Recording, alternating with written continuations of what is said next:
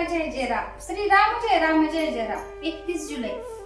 आपण भगवंताचे झालो तर सुखी होऊ.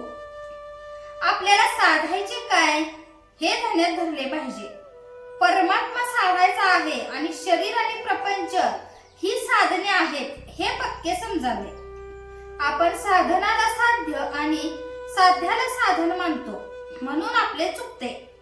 एका गृहस्थाला मुलाबाळांसह मुंबईला जायचे होते. आता आगगाडीत बसायला मिळेल या आनंदात मुले गाडीत बसली. पण मुंबईत जाण्यासाठी गृहस्थ गाडीत बसला. गाडीतून उतरताना मुलांना वाईट वाटले. त्या गृहस्थाला नाही तसे वाटले. वसिष्ठांनी रामाला सांगितले की रामा, तू प्रपंचात वागताना अंतर्यामी निसंग राहा. मी देह नसून आनंदरूप आत्मा आहे, निसंग आहे ही दृढ भावना ठेवून प्रपंच करावा. जमीन सोडून कुणाला राहता येत नाही, त्याप्रमाणे प्रपंच कुणालाच टाकता येत नाही.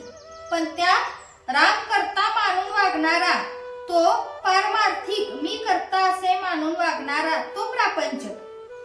मी करता असे म्हणूनही जर प्रपंच दुःखरूप राहते, सुखरूप होत नाही, तर त्याचा करता मी नाही हे सिद्धच झाले. प्रपंच हा अर्धवटच आहे, पूर्ण फक्त राम आहे.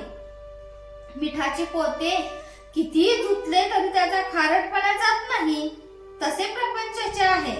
म्हणून परमार्थ हे ध्येय ठेवून सुलभ असे साधन जे नामस्मरण ते अखंड करावे. प्रपंचात आपण किती कष्ट करतो तितका मोबदला मिळत नाही, तरीही कष्ट करतो. परमार्थात तसे नाही. परमार्थ जितका तितका करावा, जितके तितके समाधान अधिकाधिक असते. आयुष्यभर प्रपंच केला तर मृत्यू समयी प्रपंच आठवेल. म्हणून प्रपंचाचा हव्यास धरू नये. प्रपंचातल्या वस्तू आज ना उद्या जाणार हे जाणून त्यांच्या बाबत अलिप्तपणाने वागावे. ही वृत्ती अभ्यासाने आणि वारंवार विचाराने वाढवावी. प्रपंचात प्राप्त झाले त्याचा हर्ष न करावा, गेल्याचा शोक न करावा, देह प्रारब्धावर टाकावा. हे साधायला एक मोठी परिणामकारक आणि सोपी युक्ती आहे. आपण रामाचे व्हावे, राम ठेवील तसे समाधानाने राहावे. हे सर्व विश्व आणि अखिल प्रपंच ईश्वराचा आहे. तो ज्याचा त्याला देऊन टाकून मोकळे व्हावे. सर्व ईश्वराचे आहे, माझे काही नाही असे समजणे म्हणजे ईश्वरार्पण करणे आहे. आपण भगवंताचे झालो तर सुखी होऊ, नाही तर दुःखी होतो.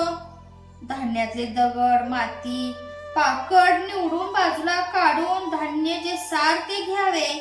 त्याचप्रमाणे अहंकाराचे खडे, ममत्वाची माती आणि विकारांचे पाकड आत्मस्वरूप परमार्थात मिसळल्याने दुःखरूप प्रपंच होतो.